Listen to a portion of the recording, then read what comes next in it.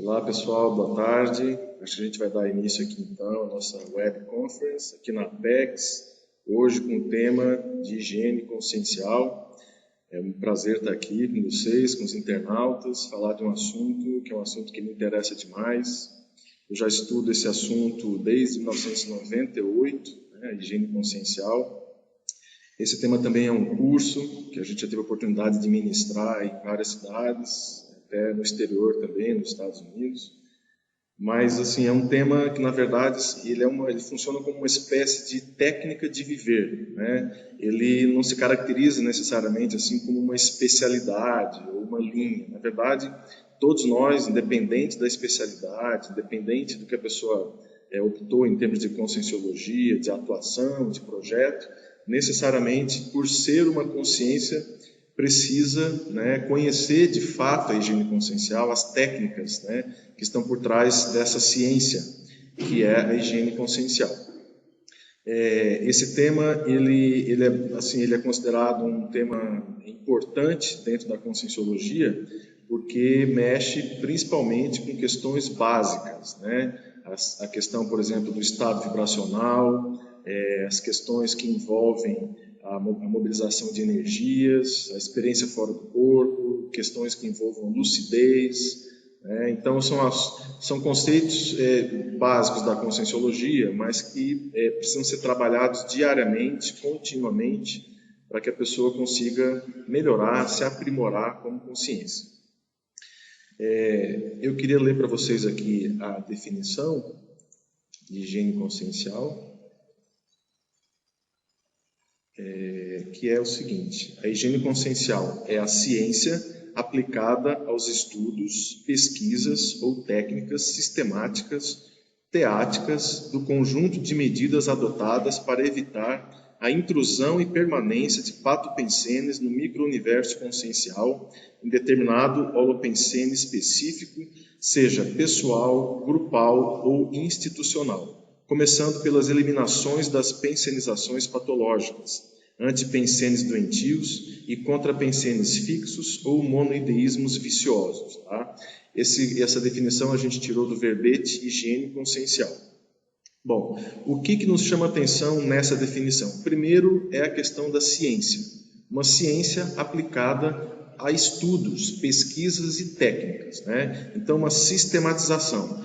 É claro que, por ser considerado uma ciência, nós precisamos, assim, estudá-la e praticá-la. Então, você vai estudar, pesquisar, e você vai pesquisar, na verdade, o quê? O que me chama muito a atenção na questão da higiene consciencial é que você vai estudar, por exemplo, os seus pensenes. Então, fazer diagnóstico de pensene. Como é que a pessoa pensena? O que ela pensa? O que está por trás do pensamento dela? Aonde que ela pensa? Com quem que ela está pensando? Quer dizer, parece uma coisa, às vezes, muito subjetiva, muito abstrata, mas na verdade não é. Muito pelo contrário, né? É extremamente concreta, na medida em que você, trabalhando esse tipo de questão, né, dentro da subjetividade, você começa a vivenciar situações reais no dia a dia, e isso funciona ao modo de um feedback para você. Então, melhora a sua capacidade de pensamento, melhora as suas energias, melhora as suas emoções, e você acaba, digamos assim, colhendo frutos desse esforço íntimo, até certo ponto silencioso, né, que a pessoa faz consigo própria. Um resultado interessante da higiene consciencial é o alinhamento, por exemplo, de ideias, emoções e energias, né?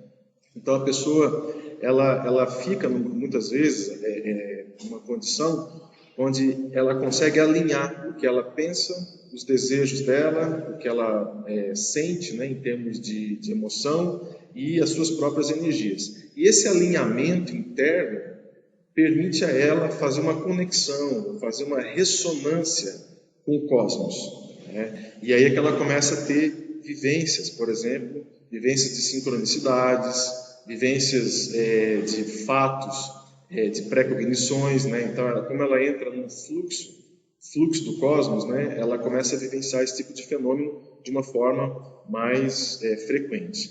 Então, uma introdução inicial, assim, para vocês terem um início assim, né, da higiene consciencial. Nós preparamos um slide aqui que acabou não aparecendo aí para vocês, mas que são os pilares. Eu vou deixar, eu acho que dá para a gente colocar aqui, ó. Vai aparecer aqui, ó. Acabou não... Já volto aqui nesse aqui, que é a história. Vou pegar aqui.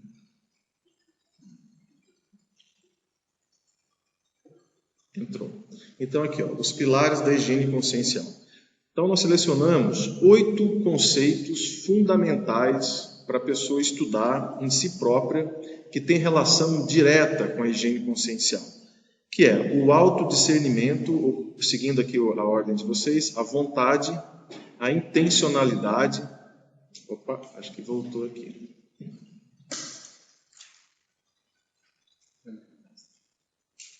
Então, a vontade, a intencionalidade, a retilinearidade pensênica, o autodiscernimento, a flexibilidade mental, a inteligência contextual, a lucidez e o megafoco. Então, o que a gente pode colocar em relação a esses pilares, né? Pilar é aquela a gente quer passar a ideia de algo fundamental, algo importante, algo que estrutura o conceito, né? Uma ciência, uma corrente de conhecimento tem os seus pilares, que são as ideias mestre, aquelas ideias principais que a pessoa interessada precisa estudar para poder ter uma visão de conjunto melhor do conceito, no caso da ideia que ela está estudando. No nosso caso aqui, essa ciência, a higiene consciencial. Então, por exemplo, a questão da vontade. A vontade, ela é considerada ali como pilar principal, porque vontade é energia. Né? Então, se é energia, a pessoa só vai conseguir, por exemplo, fazer um estado vibracional se ela tiver vontade. Né? Então, ninguém instala um estado vibracional clicando os dedos, por exemplo, lendo uma obra, vendo um filme, olhando alguma coisa, sem focar na própria energia. Então, o estado vibracional é resultado direto da mobilização de energias, que é resultado da vontade. A gente vai falar um pouquinho mais para frente aí sobre o estado vibracional.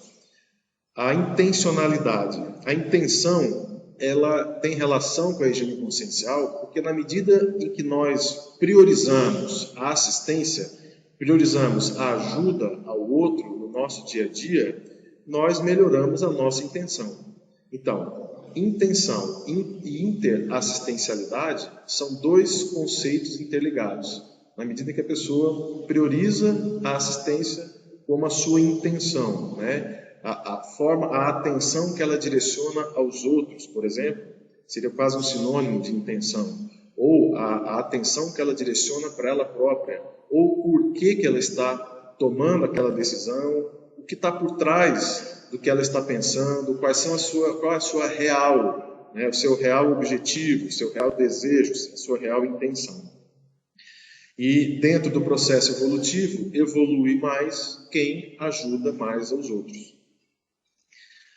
A retilinearidade pensênica. A retilinearidade pensênica tem relação com o processo da concentração, né? Leva ao processo da concentração, mas é muito mais do que isso. É a retidão, o foco, a pessoa focada, centrada, com os pensamentos voltados para objetivos estabelecidos, sem desfocar, sem perder, sem sair pela tangente. Então, retilinearidade pensênica dentro da higiene consciencial é fundamental, por essa questão, a pessoa não sair da estrada, né? Ela não desviar. O autodiscernimento. O autodiscernimento, ele leva, né, a pessoa a fazer a reflexão sobre o autodesassédio. Né? Então, o discernimento quanto ao que se pensa, o discernimento quanto a si próprio, né? O discernimento quanto aos processos mais, digamos assim, pessoais, né? Que diz respeito à pessoa, mas que ela precisa priorizar, ela precisa estudar. Né? Então, o autodiscernimento faz essa separação. Né? Ela ajuda a pessoa a trabalhar mais as questões do parapsiquismo dela. A flexibilidade mental. O que nós queremos dizer com isso? Flexibilidade mental é um conceito que a gente tem ouvido falar pouco, né, ultimamente, assim, mas leva muito à questão da flexibilidade pensênica, as questões que envolvem, por exemplo, a maturidade emocional, a maturidade afetiva, as questões afetivas, né? Então, é a pessoa que consegue trabalhar mais a forma de ouvir as pessoas, né? Trabalha mais os feedbacks íntimos, então ela ouve um comentário, uma palestra, um assunto, e ela consegue não tirar uma conclusão precipitada, trabalha com reflexão, né, consegue ouvir mais. Então, a flexibilidade mental é um pilar fundamental da higiene consciencial. A inteligência contextual, ela que é digamos, o sexto pilar, a inteligência contextual, ela ajuda a pessoa a, digamos assim, engavetar os egos, os papéis que ela desempenha na sociedade. Então, ela vai, por exemplo, do trabalho, ela pensa no trabalho, né? Ela vai, por exemplo, volta para casa, ela vai discutir questões domésticas em casa. Então não ocorre essa confusão, né, de falar de coisas no trabalho e... tem perguntas? Então, vamos responder aqui. Ela só finalizando aqui então, a inteligência contextual.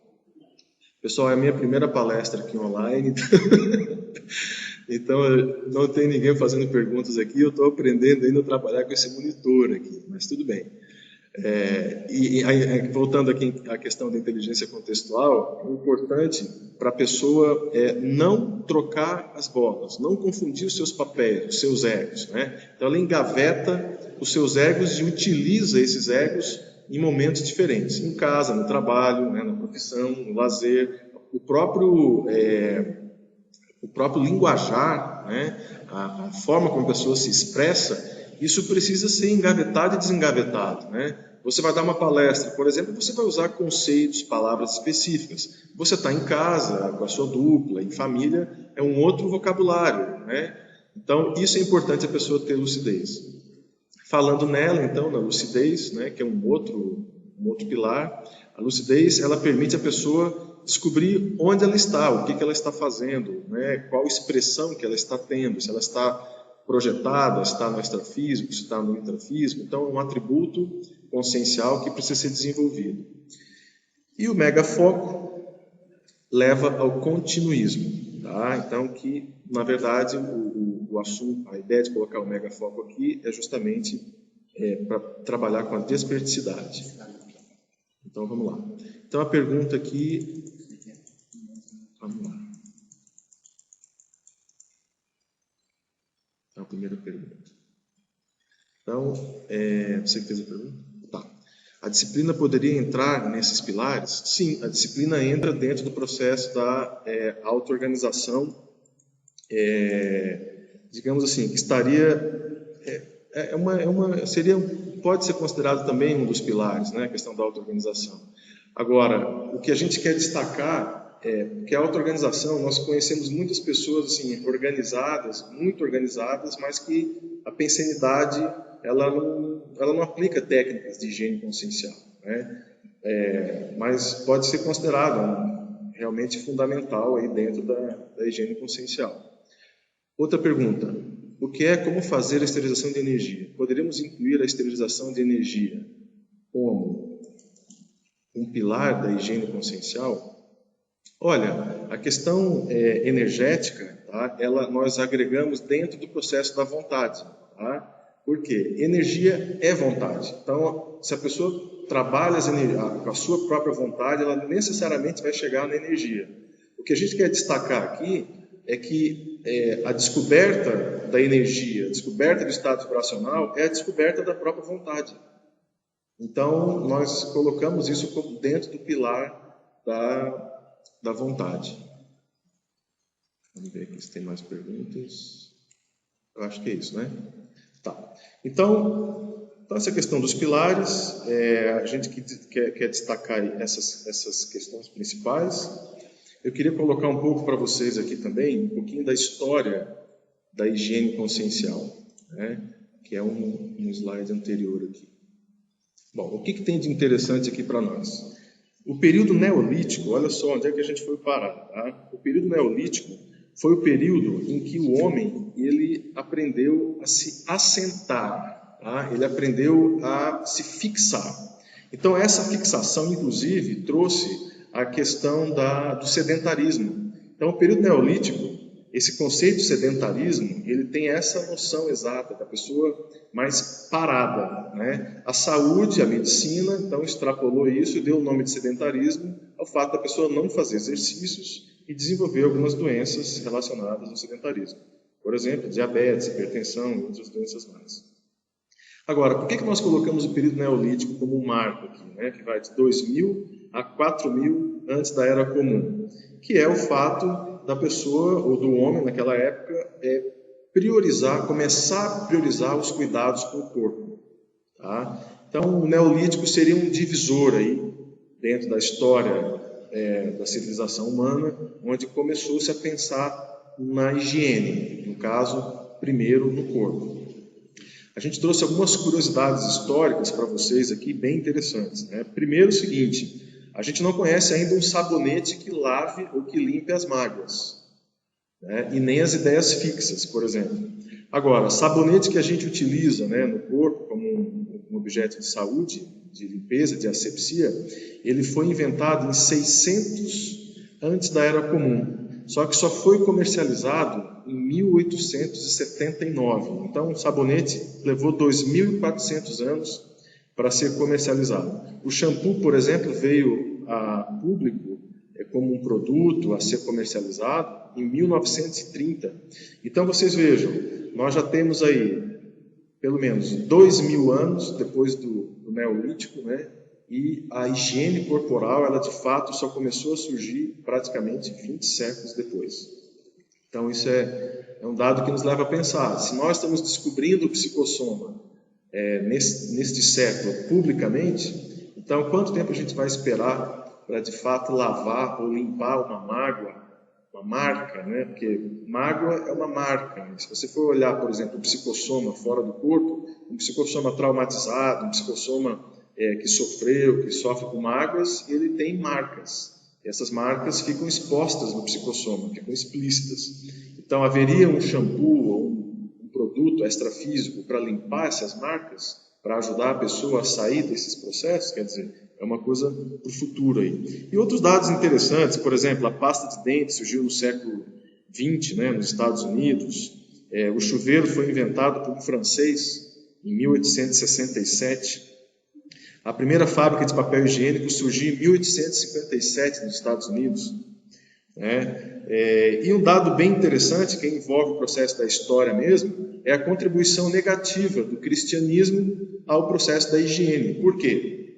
Porque no final da Idade Antiga, o que aconteceu? Havia muitas casas de banho em Roma, na Grécia, em Bizâncio, né? E aí eles usavam essas casas de banho para tomar banho, né? Para fazer higiene corporal, seguindo essa lógica de asepsia corporal que surgiu aí, né, nesse neolítico. Foi toda uma evolução a isso.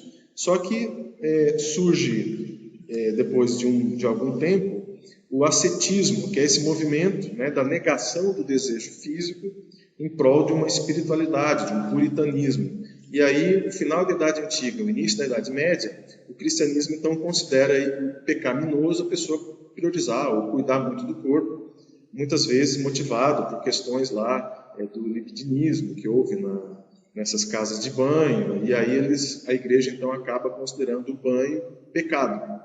Então, a contribuição do cristianismo para o processo da história da higiene foi problemática, na medida em que eles consideravam priorizar o corpo, cuidar do corpo, pecado, né? Então, uma distorção da história, né? Um movimento cultural que distorceu. Vamos voltar aqui. Então, não sei se vocês têm alguma pergunta até agora aqui, está tudo bem, se a gente pode continuar.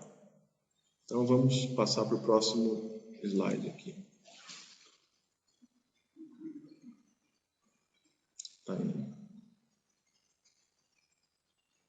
Bom, essa questão do significado da higiene consciencial, a gente queria entrar um pouquinho mais nisso aqui, porque é muito importante. Nós temos um arcabouço intelectual, né, um arcabouço de ideias, de emoções, de energias, que são utilizados por nós no dia a dia, né?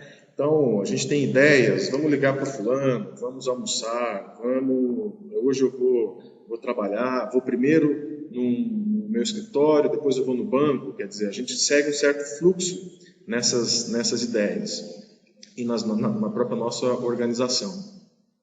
Agora, quando a pessoa começa a trabalhar as questões que envolvem a higiene consciencial, ela desenvolve, em alguns momentos, ela pode começar a alinhar isso. Então, envolve um bem-estar íntimo com um alinhamento, a organização das ideias, das emoções, das energias, e isso funciona ao modo de uma antena.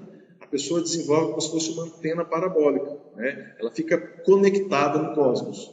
Então, os próprios fatos, a pessoa começa a sentir isso que eles seguem uma certa lógica, né? Então, a própria higiene consciencial, ela é um freio para a ansiedade, na medida que a pessoa começa a viver mais conectada no dia a dia. E os fatos, eles seguem um fluxo, né? E a pessoa acaba entrando nesse fluxo. Então, o timing dela acaba mudando, né? E aí entram as questões das sincronicidades, que seria a convergência entre o que a pessoa pensa e a própria realidade. Tá? Muito importante esse conceito, porque isso mostra para a pessoa as conexões existentes entre o micro-universo consciencial e o macro-universo consciencial, que seria o macrocosmos, né? O microcosmos e o macrocosmos. Essas conexões, elas existem constantemente. Nós é que, pelo nível de lucidez, muitas vezes mais baixo, ou não prestamos atenção e acabamos perdendo oportunidades evolutivas no dia a dia de trabalhar essas questões. Uma situação interessante que aconteceu essa semana, durante a semana eu estava pensando sobre esses assuntos que a gente ia conversar aqui e sobre as dificuldades nossas, né, no dia a dia, nas vidas anteriores e tudo mais, nos mata-burros, onde que a gente erra, onde que pessoalmente eu errei, como é que foi a questão toda. Eu estava fazendo uma reflexão assim rápida, no intervalo dentro do hospital onde eu trabalho. E aí me veio a seguinte frase: a ilusão, vírgula, sempre as ilusões. Então, aquilo foi uma coisa que me marcou. Isso aconteceu na quinta-feira de manhã. Eu anotei, né, a ilusão, sempre as ilusões. Quer dizer, onde a gente erra muitas vezes nas ilusões, né?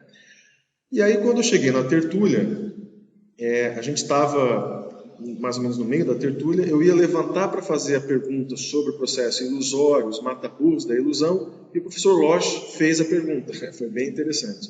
Depois até dei o feedback para ele disso que tinha acontecido.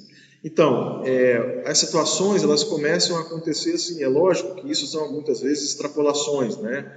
Junto com os amparadores, a gente passa por momentos, às vezes um pouco de maior lucidez, e depois, às vezes, diminui essa lucidez, né? A gente fica muitas vezes oscilando esse tipo de situação. Mas foi um fato que me mostrou exatamente isso, né? A gente, quando pensa, quando está conectado com algumas questões mais sérias, os amparadores se aproximam, eles têm interesse em ajudar, eles querem passar uma informação importante.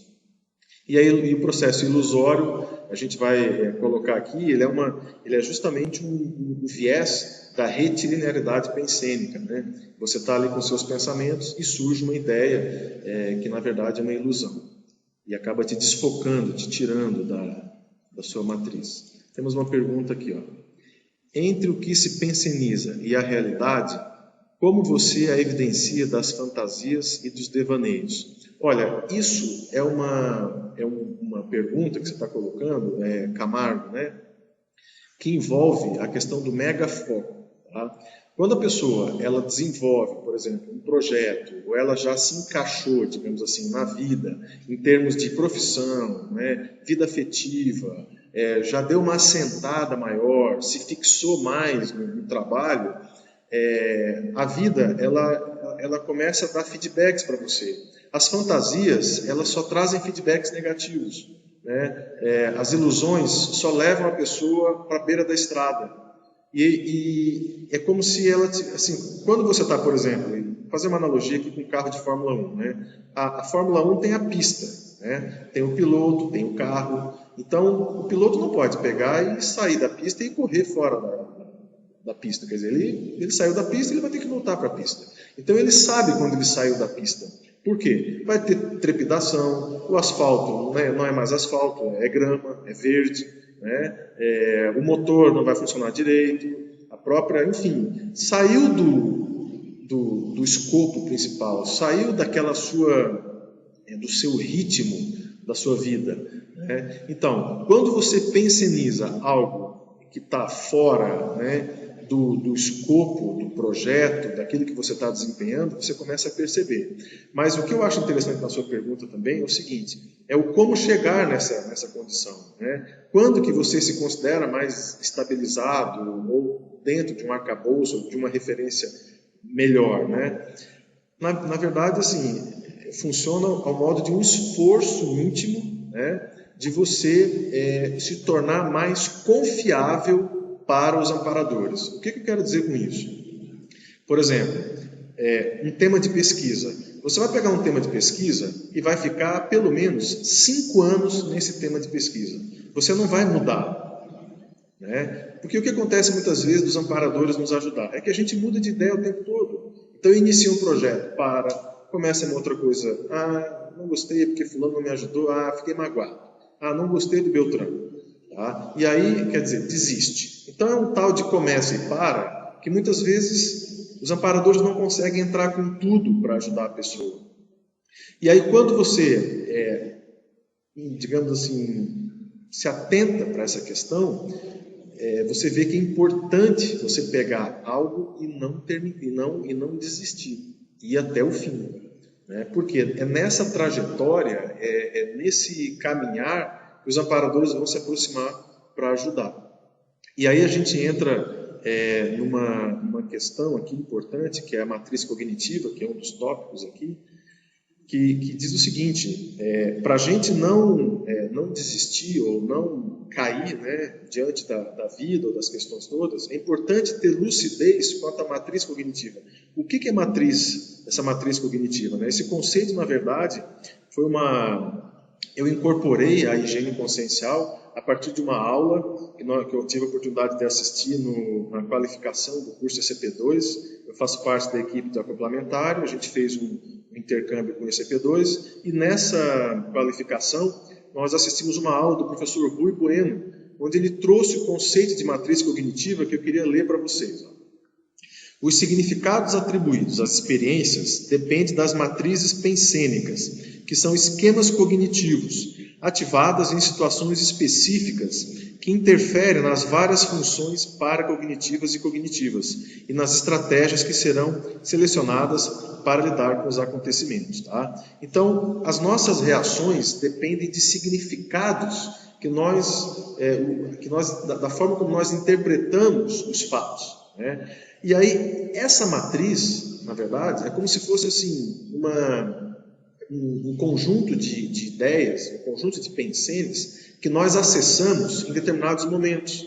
E essas matrizes, elas podem, na verdade, distorcer a realidade. Né? Então, existem eu trouxe aqui para vocês várias formas de distorção da realidade, que seria a nossa contribuição ao assédio. Na verdade, é a nossa contribuição como autoassédio, e aí, com o autoassédio, facilmente nós somos vítimas de assédio, acoplamentos com consciências doentes, energias entrópicas, e aí alimentamos o processo do autoassédio e do heteroassédio. Por exemplo, abstração seletiva. A pessoa ela só presta atenção no comentário negativo ou na crítica, esquecendo todo o lado positivo. Ou a pessoa seleciona o trafar como pensene padrão, esquecendo dos trafores. Então ela descobre um trafar dela e aí aquele trafar funciona como um monopolizador da personalidade. Então ela se põe para baixo, ela acha que os outros não têm aquele trafar, ou ela acha que só ela que tem, que está sozinha no mundo, enfim, entra no processo de vitimização e, enfim, acaba esquecendo dos trafores que ela tem. Outra matriz distorcida, né, outra matriz cognitiva distorcida, é fazer adivinhações futuras, negativas. Então a pessoa pensa o futuro de forma negativa. O pessimista crônico, isso não vai dar certo, eu vou ser reprovado. Muitas vezes ela coloca isso de uma forma assim, como se fosse um padrão para todos os fatos da vida dela, e acaba de fato acontecendo, né? A gente pensa e acaba acontecendo. Existe também uma matriz distorcida, que é o catastrofismo. A pessoa entra no avião, esse avião vai cair. Então, já que vai cair, como é que foi a minha vida até agora? E aí começa todo um processo de poluição pensênica através do medo e do pensamento negativo. Outro exemplo, né? A leitura, temos uma pergunta aqui antes de eu ler o exemplo. Vamos lá. Aqui, ó. Juranda de Londrina. Qual a essência dos patopensênios? Ou seja, como perceber que estamos entrando em patopensênios? Olha, a patopensenidade, você pode fazer isso é um conceito bem importante, que é assim, ó, é importante você ter uma referência de você. Tá? Tenta lembrar de você no momento em que você estava bem com você mesmo, em harmonia com você mesmo. Então aquilo vai ser uma referência para você, vai ser um padrão. Tá? E aí o que acontece? Se você está naquele padrão e de repente você observa que entrou uma cunha na cabeça, uma pressãozinha na cabeça, ou você pensou mal de alguém, por exemplo, tá? Enfim, alguma coisa que não foi legal, que você que fugiu desse padrão, isso é um patopensênio. Por exemplo, aconteceu uma situação desagradável no seu trabalho. Aí você sai do trabalho pensando mal do seu chefe. Isso é um patopensênio. Você está pensando mal das pessoas. Então, pensar mal dos outros é patopensênio. Pensar mal de você mesmo é um patopensênio.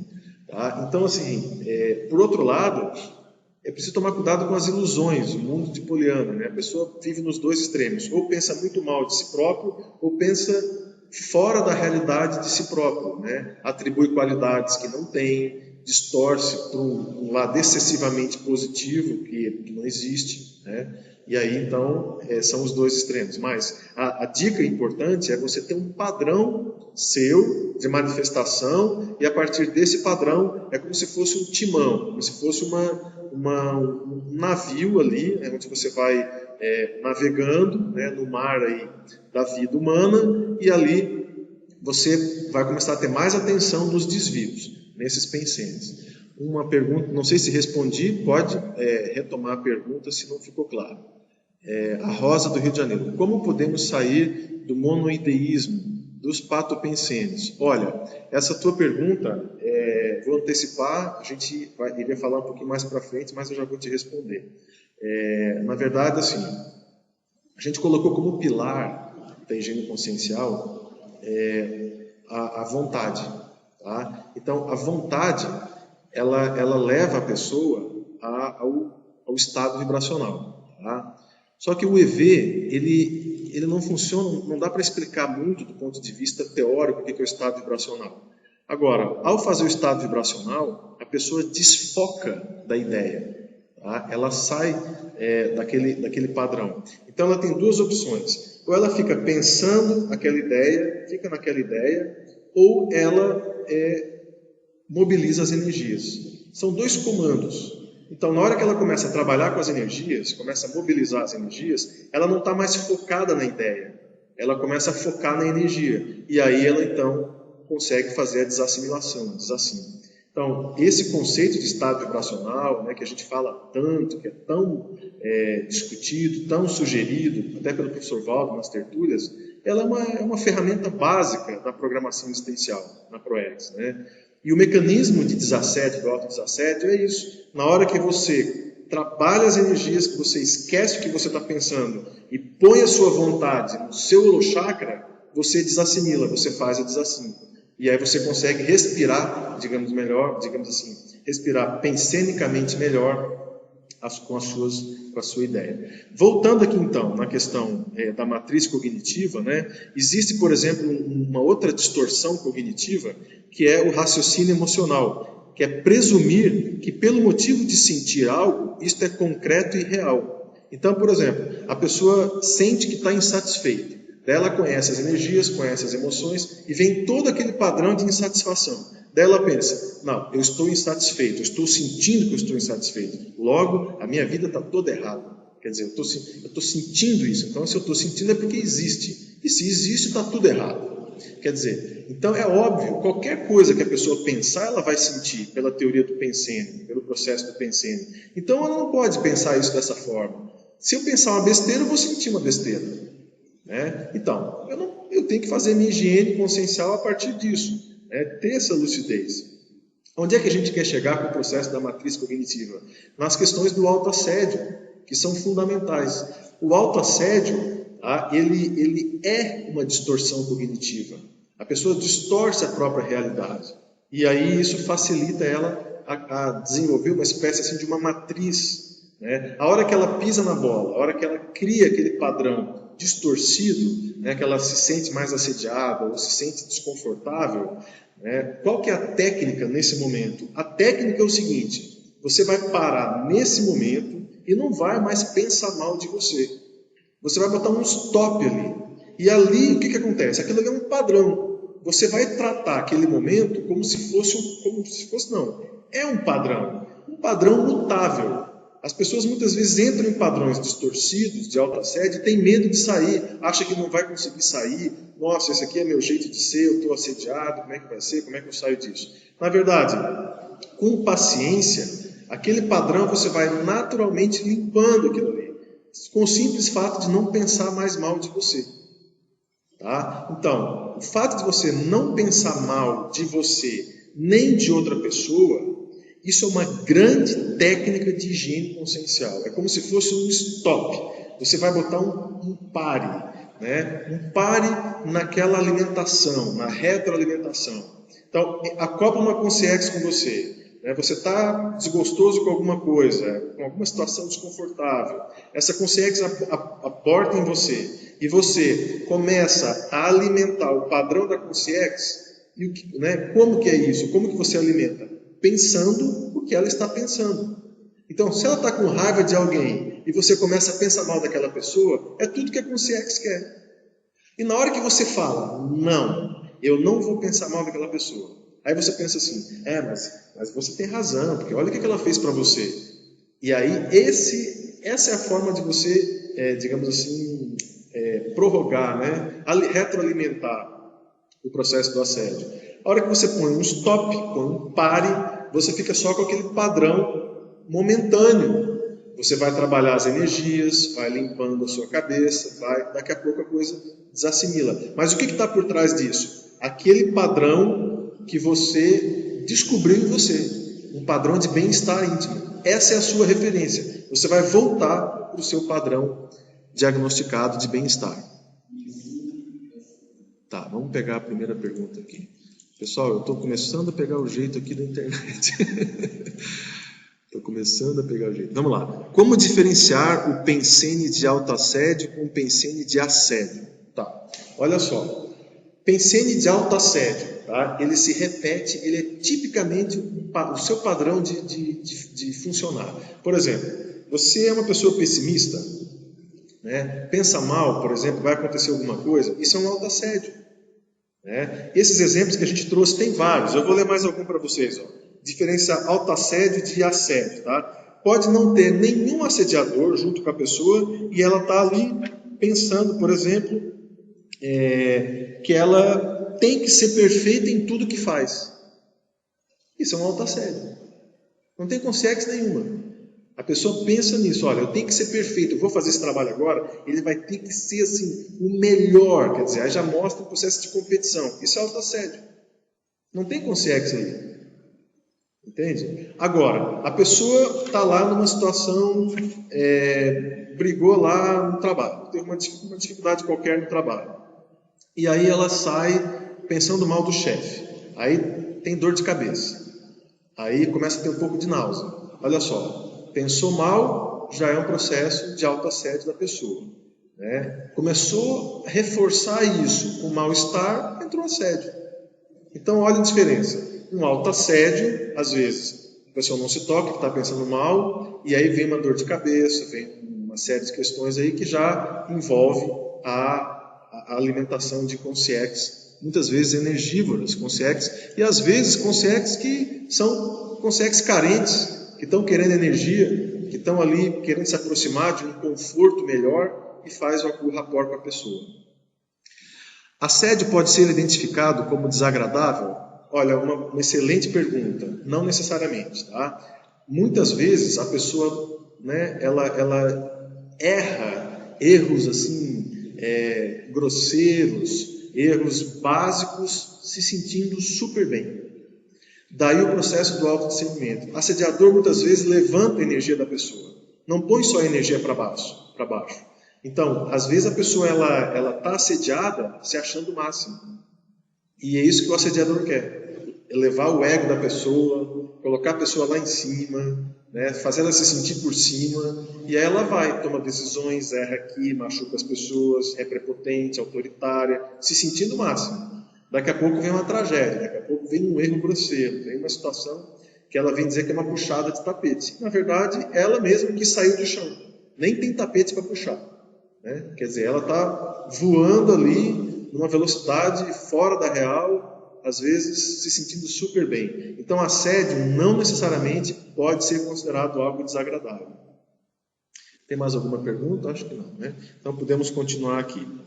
Bom, só para a gente finalizar a questão da matriz cognitiva.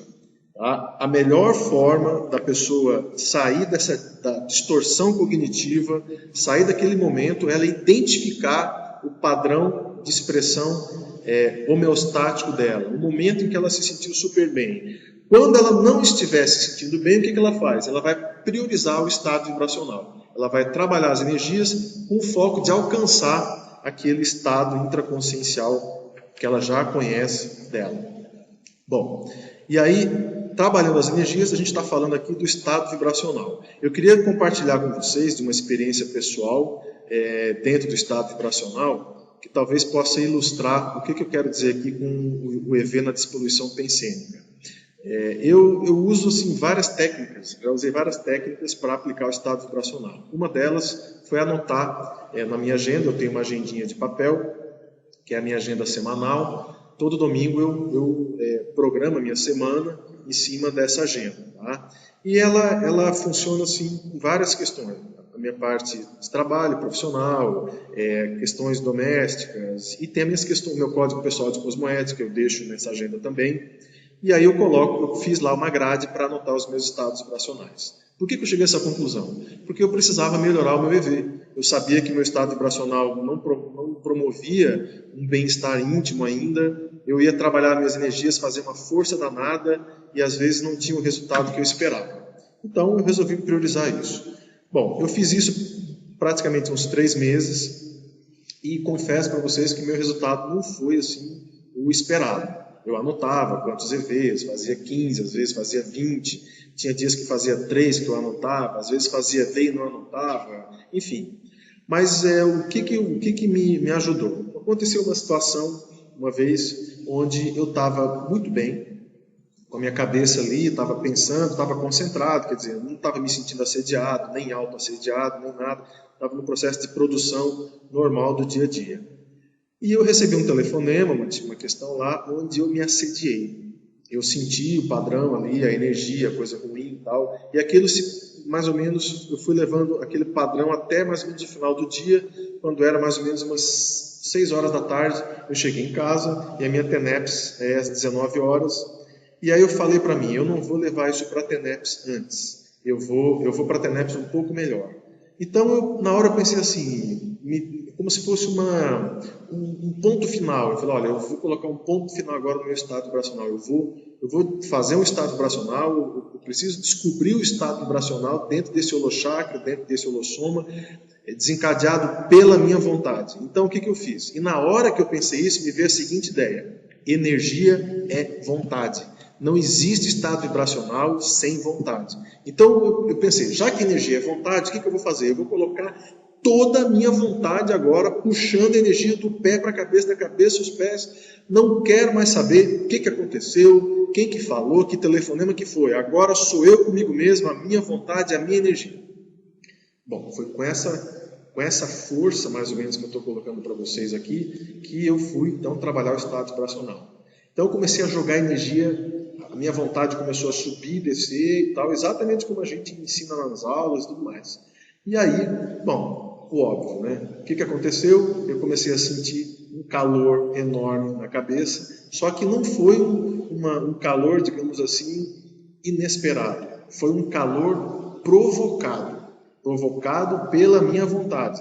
E aí o que aconteceu? Eu senti o desacoplamento das energias, senti o desacoplamento das consciências que estavam acopladas comigo naquela hora, e aquilo para mim foi um marco.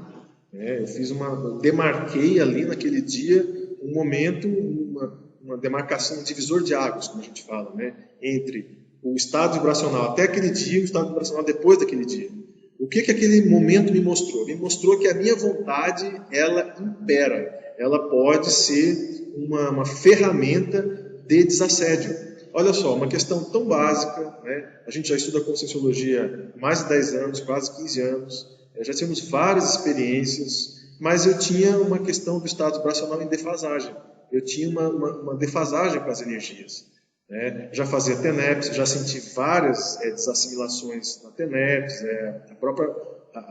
o link com os amparadores, tudo isso. Mas eu tinha uma lacuna do ponto de vista da energia. É lógico que a gente está trabalhando isso ainda.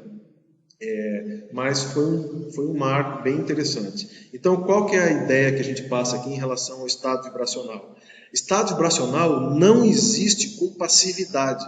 Tá? A pessoa vai instalar o EV, vai deitar lá na cama, o que acontece? Chega lá, ela vai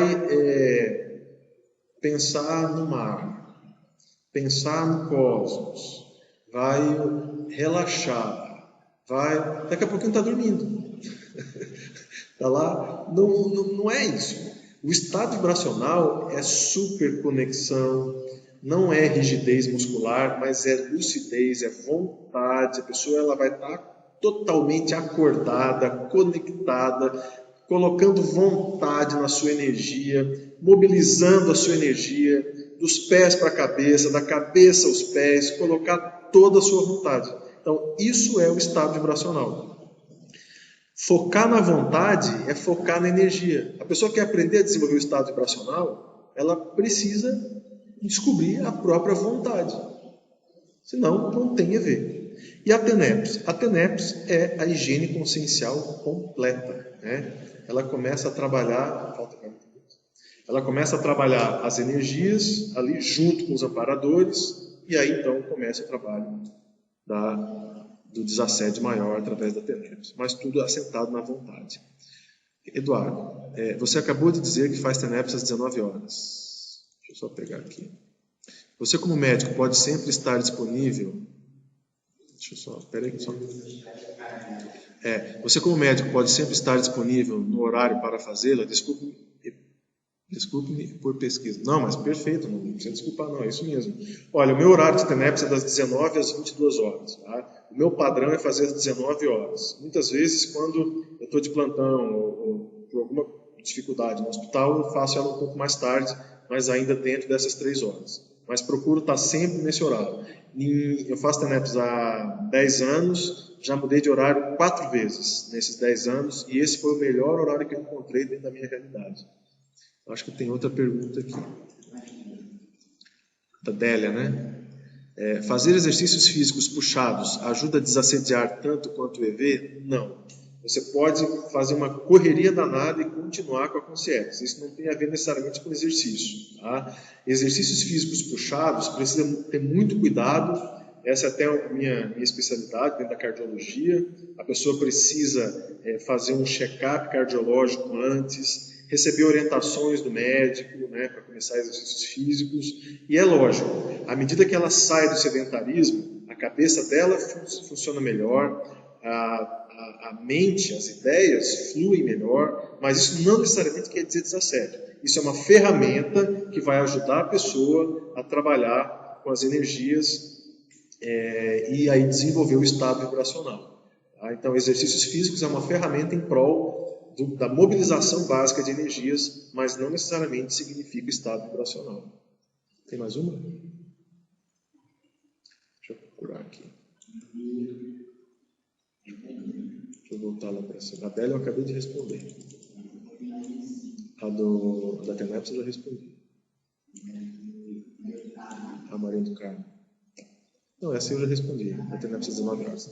Então tá, vamos aqui passar para o próximo tópico.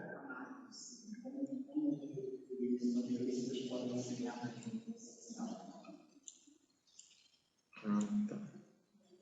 Como as retrocognições lúcidas podem auxiliar na higiene consciencial? Na verdade, eu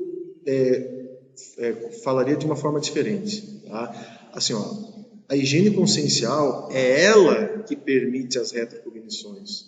Tá? Porque pensa o seguinte, Camargo, se você trabalha as suas energias, tá? Se você já consegue sustentar um nível, digamos assim, de desconforto íntimo, tá? O que acontece? Os amparadores muitas vezes não colocam consciências muito doentes ou muito complicadas com a gente, porque a gente não consegue dar conta. Fica aquele padrão intraconsciencial ruim, dor de cabeça, enfim, a gente acaba ficando assediado com a situação. Então, se a gente, esse crescendo evolutivo, o que é na verdade? É a pessoa começar a ter mais estofo holochacral. Ela consegue segurar mais o processo íntimo dela, as questões de dificuldades, tudo isso começam a ser melhor organizados, melhor, digamos assim, a pessoa começa a conviver melhor com isso. Então, à medida em que você melhora isso, que consegue trabalhar mais isso dentro de você, esse desconforto das doenças, né? Ver, por exemplo, pacientes ou ver pessoas, consciências doentes, projeções doentias, né? Pesadas, e não se influencia, quer dizer, faz a assistência, sente a pressão, sente que o processo está pesado, mas, enfim, não entra na onda, né? Não desvia, ou seja, mantém o megafoco, mantém o fluxo, você começa a ser candidato a ter retrocognições. Então, as retrocognições, elas vão aparecer dependendo do nível de lucidez ou do nível de higiene da sua cabeça, da sua intimidade.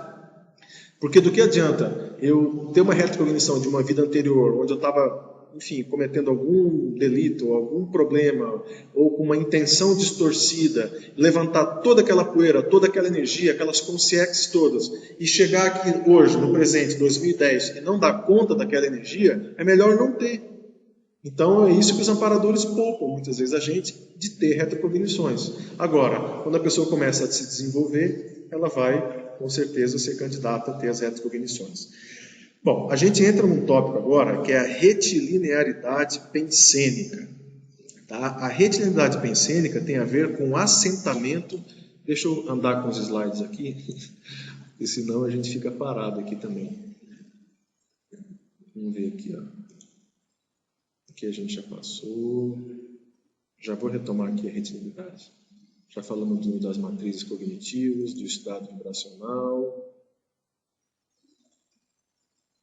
Bom, vamos entrar aqui na retilinearidade pensênica.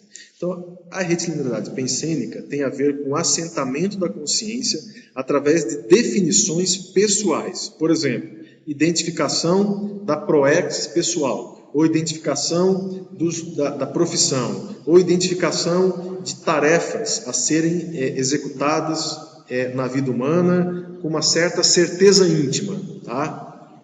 Essa certeza íntima, essa tranquilidade íntima, por exemplo, do bom profissional, da pessoa que usa a cognição, a competência em prol do outro, né? Isso mostra para a pessoa essa forma de lidar com a vida humana, né? Então ela desenvolve certezas íntimas e isso promove então esse processo de retilinearidade pensênica.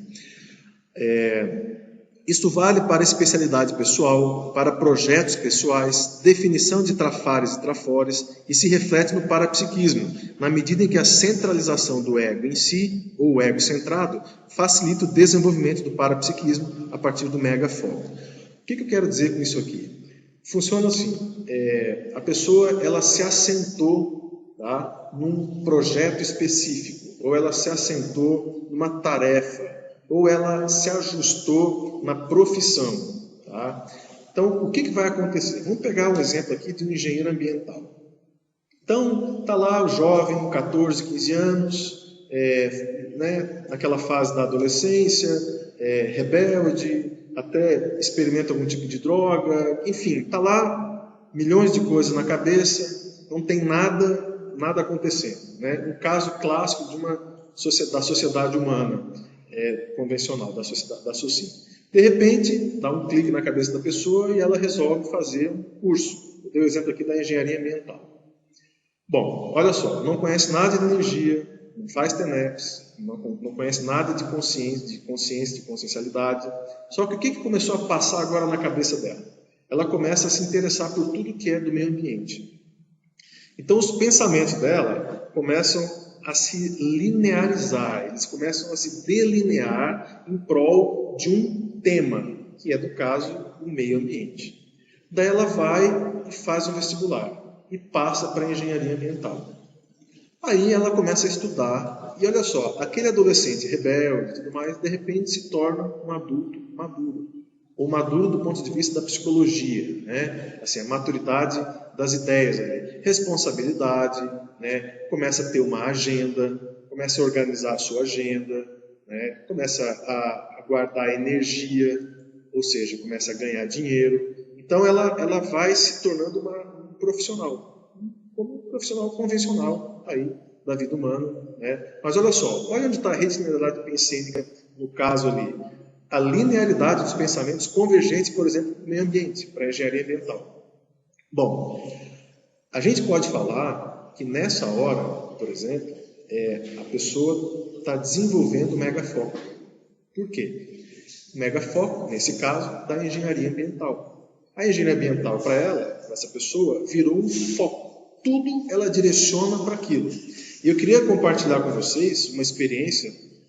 Quando eu fazia residência em cardiologia lá em Belo Horizonte, uma vez a gente estava numa palestra, eu era uma espécie assim de monitor do meu chefe, né? Ele dava as aulas, eu preparava as aulas, ia nas aulas com ele, preparava os slides e tudo mais. Então eu tinha uma convivência com ele assim, de amizade, uma convivência profissional que me ajudou muito, né? O Dr. Francisco Silveira, lá de Belo Horizonte.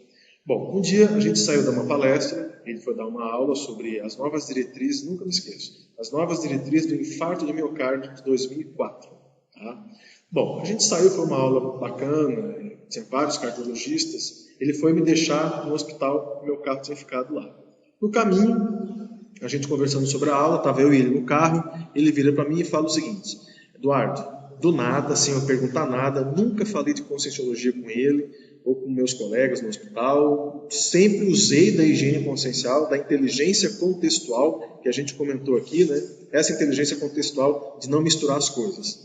Nunca tinha falado sobre isso com ele, ele vira para mim e fala assim: olha, Eduardo, deixa eu te falar um negócio. Eu uso uma coisa que eu chamo de megafoco. O meu megafoco na vida humana é a medicina, é a cardiologia. Eu olhei para aquilo e falei, mas que coisa interessante, onde é que ele trouxe isso? Do nada ele falou isso para mim. E aquilo me chamou muito a atenção.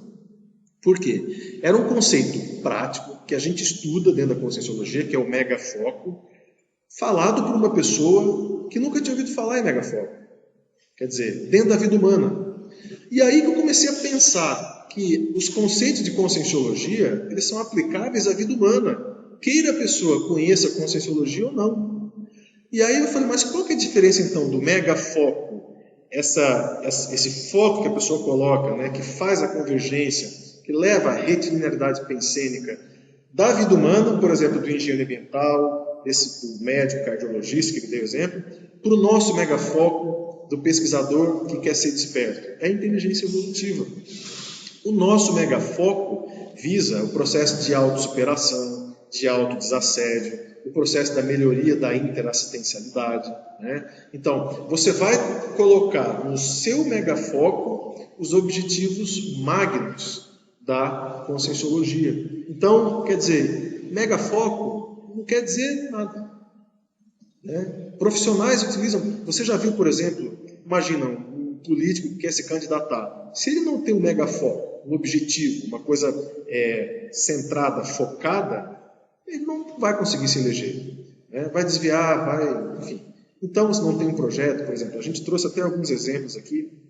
Por exemplo, o Nelson Carneiro, com a questão do divórcio, né? Um político que usou, colocou o foco do seu trabalho nesse projeto que ajudou muitos casais, que ajudou muito a sociedade, né? O Dr. Ulisses Guimarães, por exemplo, para Direta Já. Eu trouxe um exemplo também de um médico americano, Mason Sones, que descobriu o cateterismo, né? Então, vocês vejam que foram profissionais que aquilo era 100% na cabeça da pessoa, profissão, né? Agora, para o pesquisador, para o conscienciólogo, é o quê? É a inteligência evolutiva, é a evolução, o mega foco na evolução. Isso vai levar a pessoa para a cosmovisão, né? Ela elege o processo evolutivo como seu foco principal. Dentro da retinidade pensênica, eu queria chamar a atenção de vocês para a ilusão, que a gente comentou aqui. A ilusão é um erro de percepção, tá? É um engano dos sentidos, a confusão da aparência com a realidade, confusão do falso com o verdadeiro, e é o principal mata-burro das vidas humanas. Vocês já pensaram, por exemplo, eu trouxe vários exemplos aqui de ilusão. Carro do ano, duplo ideal, profissão, subcérebro. Por que eu coloquei o subcérebro? Me chamou muita atenção um paciente que eu atendi, que ele era obeso, tá? E não conseguia emagrecer. Ele era segurança. E aí eu conversando com a mulher dele, perguntei para ela, mas esse peso todo dele e tal, não, isso é importante para ele. Por quê? Porque ele é segurança, ele se acha forte sendo gordo. Aquilo eu fiquei pensando, gente, mas que coisa interessante. O que está por trás disso? Está por trás do subcérebro. A pessoa acha que a força dela está no subcérebro. Olha um exemplo de ilusão. É uma autoilusão. E como é que você vai abordar um assunto desse, né? Então, quando a gente pensa no subcérebro como um processo ilusório, é ele que é o nosso mata-burro. Na medida em que você acha, por exemplo, que o carro do ano, ou que a sua casa, tá, que você vai construir, é assim, é tudo na vida, você está distorcendo a realidade. Por quê? O que a gente vai levar dessa vida humana em termos de atributos conscienciais? Nós vamos levar lucidez, discernimento e domínio de energia. São essas três coisas principais para a dimensão extrafísica. A hora que a gente dessomar, a partir daqui para lá, tudo vai ficar aqui. Nós vamos levar lucidez, nosso nível de lucidez, o nosso nível de discernimento e autodiscernimento e o domínio de energia. Com esses três elementos, eu acho que nós vamos ter uma excelente dessoma e uma excelente recepção extrafísica com os amparadores, dependendo dos nossos resultados aqui. O que não dá é para nós cairmos novamente nos mesmos mata-burros da vida humana, que é o processo ilusório, que foi inclusive uma pergunta que o professor Losch fez na quinta-feira, na tertúlia, e que ficou na nossa cabeça aí durante a semana para trazer aqui para vocês, para a nossa conversa. Bom, tem alguma pergunta? Podemos continuar? Então, o nosso próximo item aqui é a escagem multidimensional e o binômio assistente-assistido. Tá? O que a gente quer dizer com isso aqui? A questão é assim, a lucidez intraconsciencial, né, a nossa capacidade de discernir o que está acontecendo com a gente, com as nossas energias, com as nossas ideias, ela nos leva a esse binômio. Ou nós vamos ser assistente, ou nós vamos ser assistido. Né? Então, se nós estamos com um nível de lucidez melhor, o mais lúcido assiste o menos lúcido. Tá? O que não dá para acontecer? O que não dá para acontecer é a pessoa entrar numa tarefa como assistente e se transformar em assistido. Ou seja, a escagem se transformar em assédio. Então, isso é de uma responsabilidade enorme da nossa parte. Né? Agora, é lógico, isso vai exigir uma certa demanda da pessoa, né? Uma certa, digamos assim, exercício para isso. Essa questão que nós comentamos do estado vibracional, né? A demanda do EV, ela fazer a desassimilação, isso dá para a pessoa mais certeza íntima, mais segurança de que ela não vai se desviar, que ela não vai sair do trilho. Né? Então, quando ela entra como assistente, se ela tem um padrão de referência, vamos supor a seguinte situação. Você vai lá para uma tarefa extrafísica de resgatar uma consciência. Tá? Então você chega lá, é uma comunidade extrafísica, uma comunidade de pessoas que são manipuladas, com seres que são manipulados extrafisicamente, e aí você chega lá para fazer o resgate. Quando você chega lá, você sente que toda aquela comunidade é manipulada pelo processo de cardio-chakra. Tá? Quando você chega lá, você acha a consciência que você foi resgatar, e aí você começa a conversar com ela, e você está se mantendo lúcido. Só que a coisa começa a te pegar ali. Tá? Então, olha só, você vai como assistente tentar resgatar uma consciência. Chega lá, você tenta conversar com a pessoa, eu acho que esse é o último, um problema no slide. Você tenta resgatar aquela pessoa e não consegue. E aí, lá, as consciências te pegam lá e tentam te deixar lá preso naquela comunidade. Tá? Então, isso foi um tipo de experiência que eu já passei. Tá? Então, assim, na hora de sentir tudo que as consciências estavam sentindo ali naquela comunidade, né? E entrei numa condição de assistente e precisei ser assistido. Tá? Como é que eu fui assistido? Entrou um amparador chinês, as pessoas todas que estavam naquela comunidade, elas não conseguiam chorar. Elas eram manipuladas pelo processo de repressão. E eu comecei a sentir exatamente o que as consciências estavam sentindo.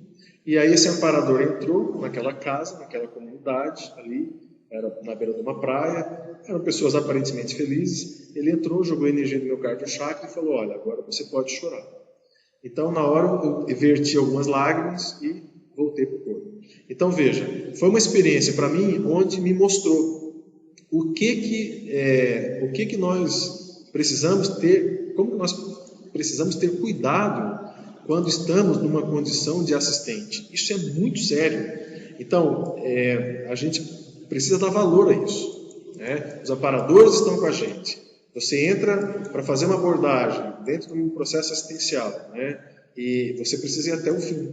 Então, a escagem multidimensional, ela exige da consciência a capacidade de fazer a desassimilação, de fazer a desassim. E essa desassim, ela mexe muito com o desconforto mental. Quando nós estamos com desconforto mental, com pressão na cabeça, sofrendo interferência, precisamos atuar de forma terapêutica para fazer o autodesassédio. Tá? Só que antes do desassédio vem a questão da escagem.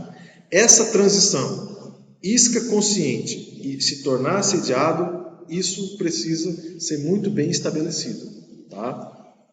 Para a pessoa não debandar, não mudar de chapéu, né? De assistente para assistido. A força mental, a vontade e a lucidez são ferramentas valiosíssimas para se restabelecer o padrão prévio de homeostase e se fazer a assistência real. Esse padrão prévio de homeostase, pessoal, foi o que a gente conversou aqui. Tá? Ele é fundamental. Se a pessoa não tem um padrão íntimo de referência, ela não consegue voltar. Isso é como se fosse uma bússola. Né? A gente está aqui na sala da Apex, aqui em Foz, né? Falando sobre higiene consciencial dentro da programação existencial. E a logomarca da Apex é uma bússola. Tá? Então, isso tem tudo a ver. A bússola de orientação. Dentro da higiene consciencial, a bússola de orientação é esse estado íntimo de referência, onde você sai e volta para ele. Né? Você fez uma assistência, está escado, com desconforto íntimo, mas você está firme. Você não vai descambar, não vai se assediar. Você vai fazer o desassédio e voltando para o seu padrão, junto com as suas energias, com os seus amparadores.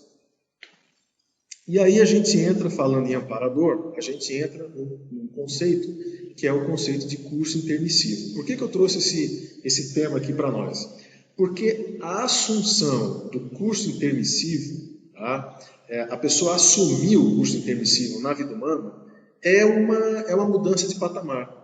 Na medida em que ela assume a responsabilidade pelo que ela pensa. Tá? Por exemplo, nós estamos aqui nessa aula, né? Daqui a pouco a gente vai sair, vocês vão desligar o computador e vão dar uma passeada. Hoje é sábado, 15 para as 5, vamos lá numa sorveteria, vamos no cinema e tudo mais. O que eu vou pensar quando eu estiver vendo o filme? O que eu vou pensar quando eu for conversar com a moça do caixa que for me vender o sorvete? Ou, enfim, o pastel, o que for. O que eu vou pensar? Entende? Assim, quais momentos que você valoriza os seus penseres? É só quando está dentro da sala de aula? É só quando está dentro da tertúlia? E quando você vai tomar banho, por exemplo? vai pegar no shampoo, né? Ensaboar o corpo, vai escovar os dentes, se olhar no espelho, quer dizer, momentos que só está você ali, entre aspas, você intrafisicamente. Mas quem que está ali extrafisicamente, multidimensionalmente? São nesses momentos que a gente faz rapport o tempo todo, né? Com as consciências, com o processo multidimensional. Então, o curso intermissivo, né, a relação com os amparadores, o processo da responsabilidade é constante, é 24 horas, é minuto a minuto. Então, é nessa falta de lucidez que a gente perde o contato, muitas vezes, com os amparadores, e aí, enfim, né, acaba trocando o pé pelas mãos. Acho que tem uma pergunta, né? Deixa eu ver aqui.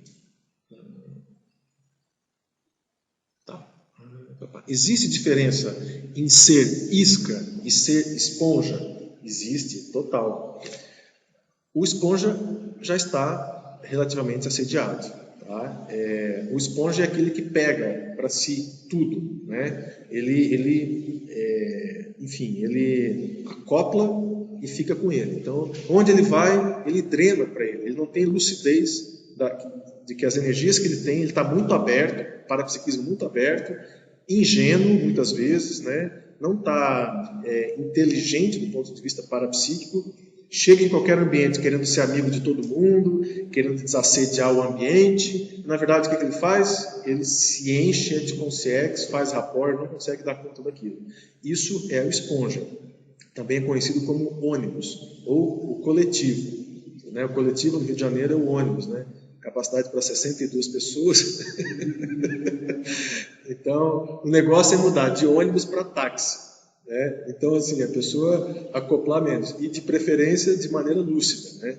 O ideal da escagem é a pessoa programar esse processo de escagem. Né? A isca, não interfere na pessoa.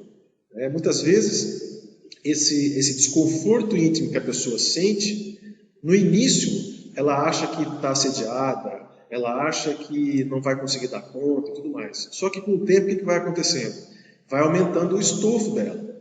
E aí esse desconforto, que na verdade é a isca, que é o processo de escagem, a pessoa começa a ficar mais inteligente, mais madura com aquilo. E não desvia, né? Consegue fazer a desassimilação, leva para a TENEPS, faz o desassédio.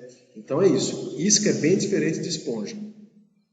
Eu poderia dizer que se eu fizer estado vibracional de qualidade com frequência, automaticamente estarei executando a higiene consciencial? Olha, o estado vibracional é a principal ferramenta. Só que o que acontece? Aí você pode estar atuando tanto profilaticamente quanto terapeuticamente. Né? O EV ele atua nessas duas frentes, profilaxia e terapêutica. Agora, a higiene consciencial não depende só do estado vibracional. Por quê? Se a pessoa pensa besteira e faz EV, ela suja e limpa. Tá? Agora, não é mais fácil fazer EV e não pensar besteira? Por que acontece? Você vai fazer a profilaxia sem se poluir pensenicamente e vai fazer um EV profilático. Agora, se a pessoa pensa besteira, faz rapport e se intoxica, ela vai fazer o EV, vai desassimilar, mas ela está dando trabalho para ela. Ela poderia usar o estado vibracional em prol, por exemplo, de uma escagem mais lúcida, mais nítida. Né? Então é aquele negócio, polui, despolui, polui, despolui. Então vamos fazer assim, não vamos poluir através do quê? De uma retilinearidade pensênica mais lúcida, né? De uma lucidez maior, de um planejamento, uma auto-organização melhor. Por quê? Se você se organiza domingo para a sua semana, com certeza você vai estar no lugar certo, na hora certa, a sua semana vai estar mais otimizada, você vai se assediar menos, vai chegar menos atrasado nos ambientes. Isso são poluições evitáveis. E o estado vibracional ele vai ser executado profilaticamente. Não sei se eu respondi a pergunta. Como usar a retilinearidade pensênica na superação do processo de falta de acabativa? Tá. Bom, a falta de acabativa, tá, é aquilo que a gente estava falando, né? A pessoa começa e não termina. Ela não tem mega foco. Então, ela fica igual a biruta do vento. O vento assopra para cá, ela vai para lá e tal. Então, o que ela faz? Aqui cabe uma intervenção radical, que é o quê? Você vai escolher o seu tema de pesquisa, tá? Ou a sua profissão, enfim, aquilo que você acha que ainda não fixou na sua vida, tá? E você vai ficar com esse tema de pesquisa 5 anos. Você vai escrever um artigo sobre esse tema de pesquisa, vai fazer um curso sobre esse tema de pesquisa, vai dar aula, vai dar palestra. O pessoal da Apex vai convidar você para vir falar aqui na web conference. Quer dizer, você vai estudar muito esse assunto. Tá? O que isso significa? Significa que você vai alinhar os seus pensamentos, as suas ideias, as suas emoções, as suas energias para esse tema, para esse objetivo. Você já imaginou, por exemplo, um médico que ele vai fazer uma residência numa especialidade qualquer e ele faz aquela residência e faz outra residência ao mesmo tempo? Não dá, né? A pessoa tem que focar e aprofundar e desenvolver aquele tema, aquele assunto. Por que as pessoas não conseguem ter retilinearidade pensênica e não pensam no megafoco? Porque não se fixa num trabalho, num tema, né? Então, às vezes, ela sempre olha no outro, que aquele outro tem um tema de pesquisa, que é melhor do que o dela, ou que tem trafores que são melhores que o dela. Na verdade, a coisa é muito simples. Todo mundo tem trafores e trafores. Se qualquer um pegar um tema e estudar 5 anos, vai ficar bom naquele tema? Quer dizer, não tem muito mistério nisso. O problema é fazer isso. Então, pega um tema, vai a fundo. O que vai acontecer? Lá no meio dos anos, no segundo, no terceiro ano, que você está estudando muito, começa a aparecer sincronicidade. Aquele tema tem relação com uma experiência que você vivenciou há 10 anos, e aí você lembra daquela amizade de infância, aí resgata uma consciência, quer dizer, começa a dar start no mecanismo assistencial multidimensional. Tudo a partir de um tema de pesquisa. Vamos ver, tem mais. Não sei se respondi a tua pergunta. Pode devolver aí se por acaso não ficou claro. Marilaine, né? Você poderia expor exemplos de como você foi mudando seu padrão pensênico conforme a aplicação da higiene consciencial? Olha, eu posso dar alguns exemplos sim, tá? Tudo que eu estou colocando para vocês aqui, exatamente quem me conhece mais de perto sabe como que eu funcionava e como que eu hoje funciono, tá? Eu tinha muita dificuldade de me fixar, tá? Então, pegava uma coisa, não terminava, exatamente o que eu estou colocando aqui para vocês. E aí, em 2000, eu comecei a faculdade. Então, para vocês terem uma ideia, eu fazia faculdade de medicina e coordenava a unidade de Tijuca, no Rio de Janeiro. Então, vocês imaginam, eu sempre tive facilidade de fazer várias tarefas. Isso é um trafor meu. Só que, veja como um trafor pode se transformar num trafar. Tá? Então, como eu tinha essa facilidade, eu pegava muita coisa. Pegava muita coisa e não terminava. Eu tenho facilidade de fazer várias coisas. Só que a falta de lucidez quanto a isso, muitas vezes me puxou o tapete porque eu pegava muita coisa e não terminava. Bom, então o que eu fiz? Em 2000 eu botei um ponto final nisso aí. Né? Então, na verdade foi em 98 que eu tive uma conversa com o professor Valdo, lá na diretoria, do IPC, em 98. Eu disse, Eduardo, estuda higiene consciencial, isso vai te ajudar. Aí eu comecei a estudar e, enfim, realmente me ajudou demais. Agora, o que aconteceu? Em 2000, eu descobri uma sinalética minha, que é um número, tá? Que eu tenho um número que é o 7. Número 7. Então, o número 7 para mim é assim como tem o número 11 para algumas pessoas, o número 9 para outras pessoas. Para mim é o 7. Isso foi uma descoberta assim, interessante. Eu estava saindo da faculdade, olhei para a placa do carro e tinha um número 77 que parecia um holofote, foi uma coisa muito diferente. Aquela placa me chamou a atenção. E ela foi me acompanhando da Tijuca até Ipanema. Nós fomos até a frente da minha casa. Foi muito, muito interessante aquilo. E às vezes saía um carro, aquela placa saía, entrava outro carro com a placa 77. Aquilo me chamou muita atenção. E depois eu fui ver que o meu nome, por exemplo, Eduardo Martins, são 7 letras, os dois números são 7 letras, 77. Uma descoberta que eu estou colocando para vocês aqui 10 anos depois, né? Mas nesses 10 anos eu estudei muito o número 7. Então tem muita relação comigo. Então eu comecei a estudar isso, quer dizer, são 10 anos estudando esse número. Já me deu várias dicas, já me ajudou, já me tirou de um monte de fria, já saí de acidente por causa disso, por desviar, enfim, uma série de questões que já aconteceram.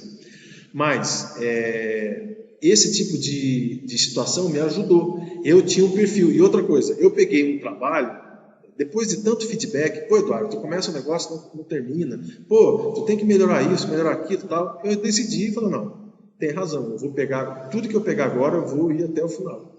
Obviamente, né, que a gente derrapa, desliza aqui e ali e tal, nem tudo é perfeito e tal, mas assim, o saldo, a resultante, em cima dessa característica minha, não vou dizer publicamente aqui que eu superei isso 100%, mas eu já superei boa parte daquilo que me dificultava mais nessas questões. Tá? Então, isso tem me ajudado. Eu acho que tem mais perguntas, né? Pode continuar? Tá. Então, eu estava falando da assunção do curso intermissivo. Para a gente concluir esse tópico, então é importante a pessoa ter noção da responsabilidade com o que se pensa. Esse é o link com os amparadores, esse é o link com o curso intermissivo da pessoa. Na medida em que ela cuida, ela valoriza, ela dá valor para a cabeça dela, para os pensamentos dela, isso faz rapport com os amparadores e faz então a ponte com o curso intermissivo.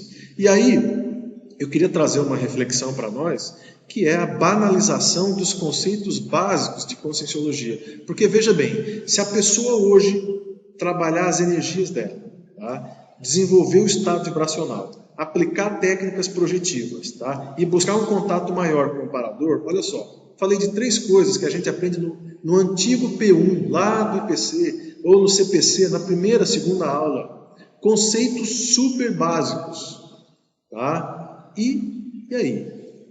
E a gente está aplicando isso? Estado vibracional, trabalhar as energias, pensar nos amparadores, coisa de primeira aula de curso de projeciologia.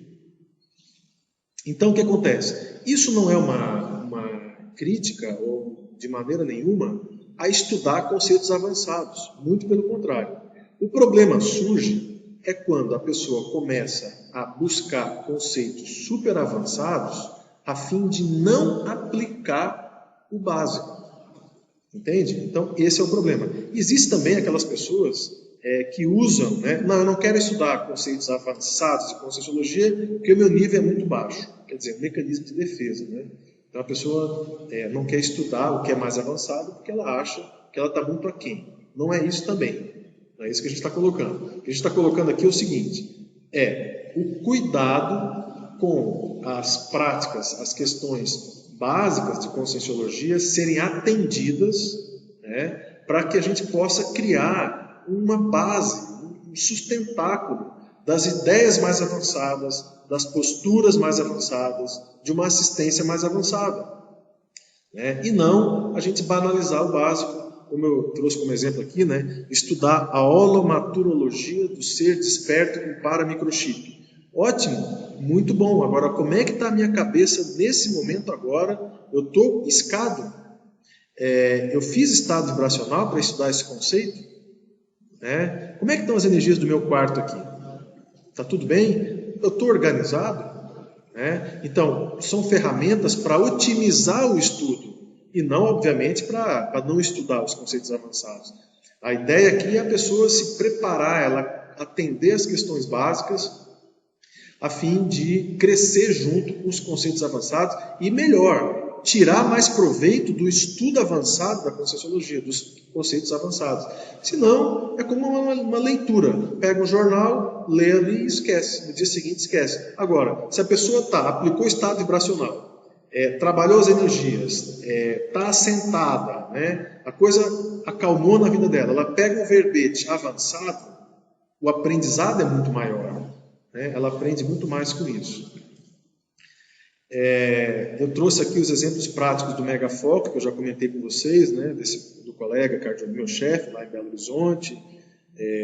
Eu queria só trazer uma última contribuição dentro do conceito do Megafoco, que é o fato assim, de pessoas fazerem a associação da vida com o tema de pesquisa, com o trabalho, e isso criar o processo da convergência. Tá? Esse é um conceito fundamental. O megafoco leva ao processo da convergência. Eu queria reforçar isso, porque não é simplesmente... as pessoas acabam passando por coincidências, por sincronicidades, e não sabem por quê.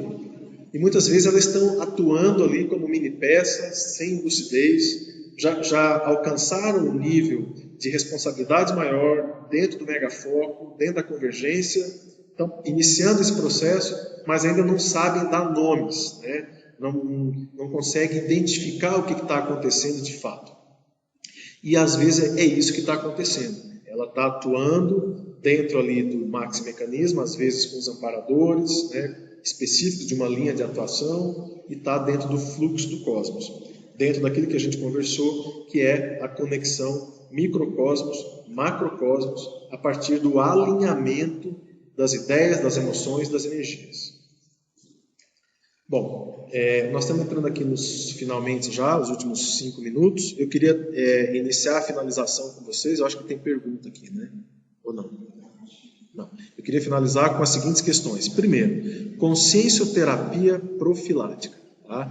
Eu não sei se vocês já ouviram falar desse conceito, mas eu acho importante trazer isso aqui.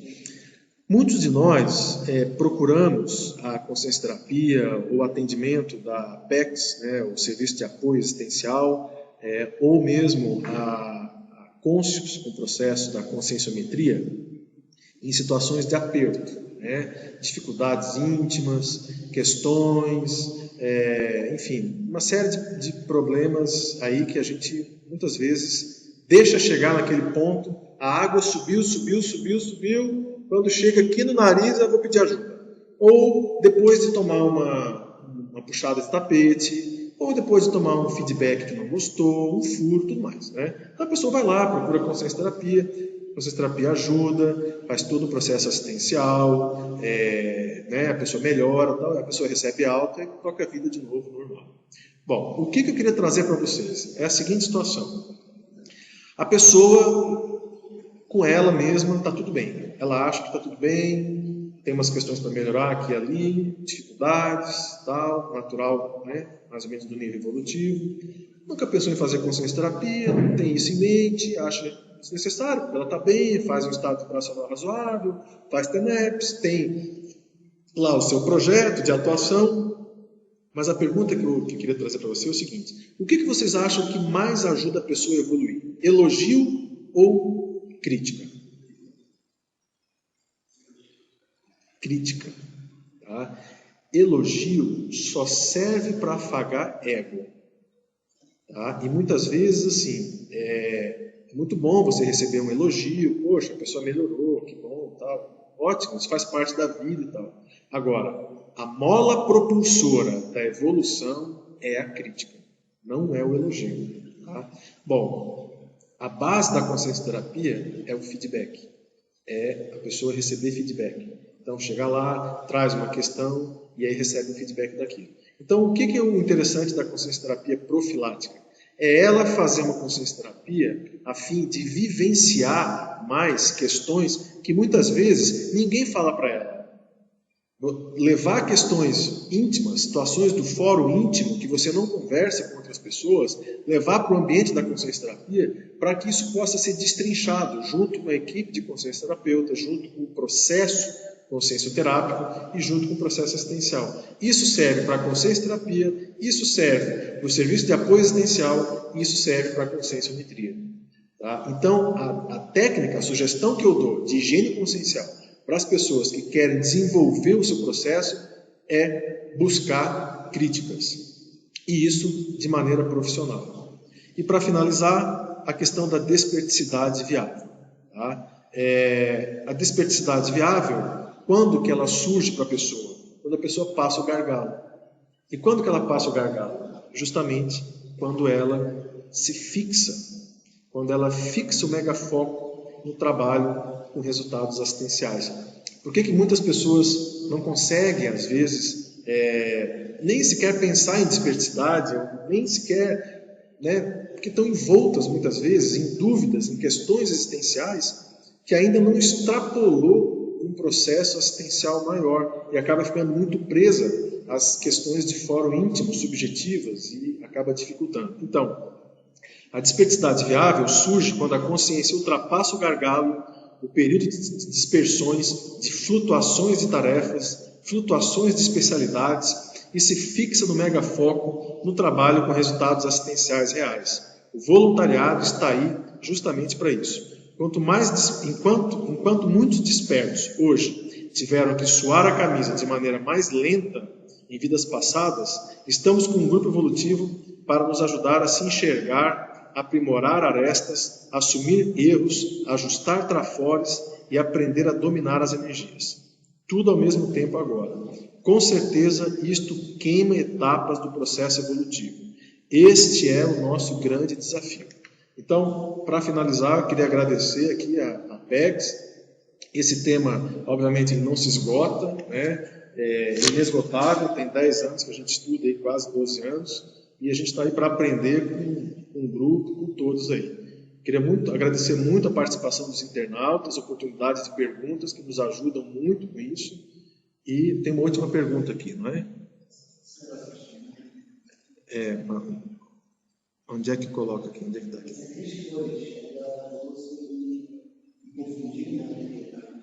Ah, tá. O que fazer depois que se descobre que fez o curso intermissivo?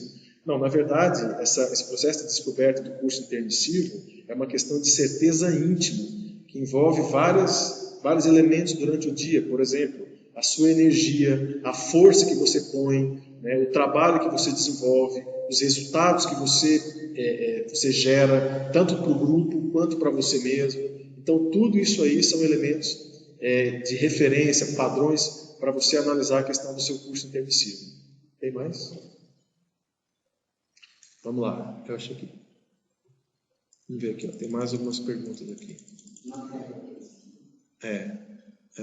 Camargo. Eduardo, a teleconferência de hoje teve a participação de 33 consciências. Tá. Obrigado pela contribuição. Tem mais alguma coisa? É isso, né? Bom, pessoal, então assim, eu queria muito agradecer essa oportunidade. Tem uma última aqui, existe um teste para descobrir se fez o curso intermissivo. Existe um teste para descobrir se fez o curso intermissivo? Olha, existe sim, existe uma página que está na tertúlia, que vocês podem olhar lá, tela de transmissão da tertúlia, se você é um intermissivista. Quem tem que responder isso é a própria pessoa. Tá? E isso, obviamente, ela vai ler lá o capítulo dos 700 experimentos, que fala sobre isso, e vai poder tirar as próprias conclusões.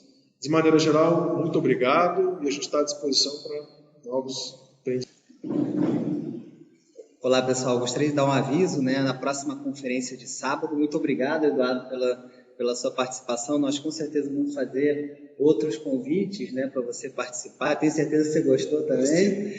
Então, na semana que vem vai ser o professor Alexandre Zaslaves que vai falar sobre a biografia de Jürgen Habermas. E ele, né, é um filósofo alemão que estudou com Adorno. Então, vale a pena vocês estarem com a gente aqui no próximo sábado, no mesmo horário, às 15h30, aqui na nossa sala de conferência, acesso através do site da PEGS. A partir de segunda-feira, essa conferência de hoje, ela foi gravada, ela vai estar disponível no site da PEGS. Vocês podem divulgar a partir do momento que estiver disponível a gravação, inclusive para fazer download e também para poder assistir novamente, né? Com certeza o conteúdo ele é bastante interessante, é válido assistir, porque foram bastantes informações que são importantes aí para o nosso desenvolvimento. Então, pessoal, muito obrigado aí pela presença de todos. Até a próxima conferência online, sábado que vem, às 15h30, nessa mesma sala. Um grande abraço a todos e boa tarde.